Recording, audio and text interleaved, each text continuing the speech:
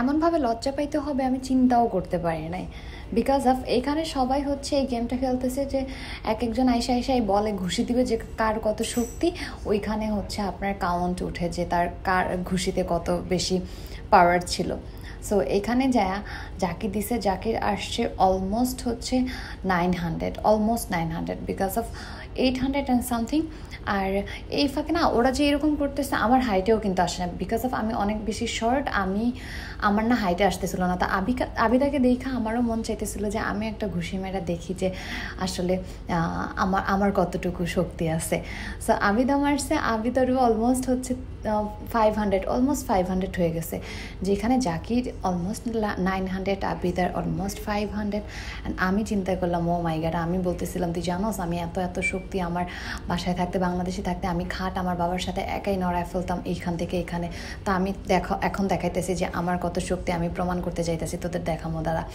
তো বাইর করার পরে হচ্ছে আমি চিন্তা করতেছিলাম যে হাই খোদা, আমার হাইট যতটুকু আমি এটা তো উঁচা হয়ে তারপরে হচ্ছে লাভ দিয়ে আমার ঘুষি মারতে হবে।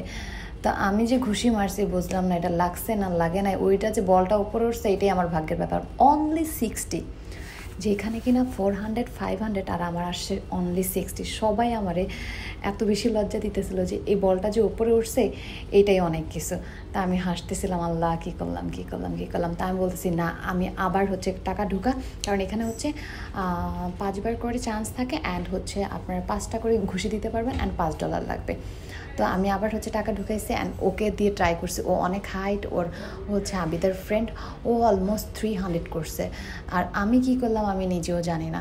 তো যাই হোক, এই ফাঁকে আমি একটা কথা বলে নেই, আপনারা লাস্ট আমার ভিডিওতে অনেকেই হচ্ছে অনেক ভালো ভালো কমেন্ট করছেন, তাদের জন্য থ্যাংক ইউ সো মাচ, এতটা আমাকে মানে ভালোবাসার জন্য আর এত পজিটিভ কমেন্ট করার জন্য। আর কিছু মানুষ মানে হচ্ছে আমার ওই ভিডিওতে 400 কমেন্টের মধ্যে আমি আশাই করতে পারি যে 400 কমেন্টের মধ্যে 20-30টা তো কমেন্ট খারাপ হবেই। সো এর মধ্যে একটা মহিলাকে দেখলাম, সে আয়সা বলতেছে বাবা মা আছে না মইরা গেছে, উল্টাপাল্টা কমেন্ট। আমি বলতে চাচ্ছি না বিকজ অফ আমি চাই না আমার এইসব মানুষের কারণে আমার ফ্যামিলি মেম্বার কেউ এই কমেন্টের কারণে কষ্ট পাক।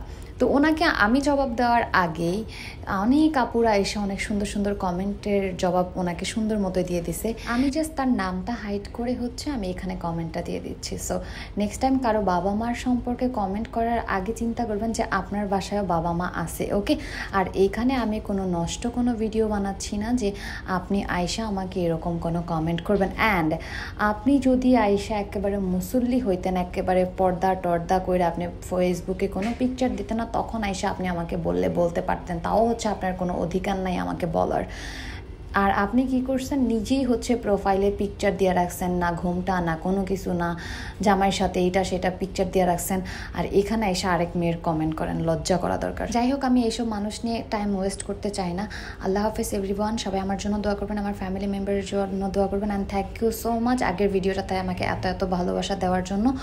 পরবর্তী ভিডিওর জন্য ওয়েট করবেন অ্যান্ড আপনারা আমাকে কমেন্ট করে জানাবেন কেমন ভিডিও আপনারা পছন্দ করেন, ওইভাবে আমি ভিডিও মেক করার জন্য চেষ্টা করবো। আল্লাহ হাফেজ।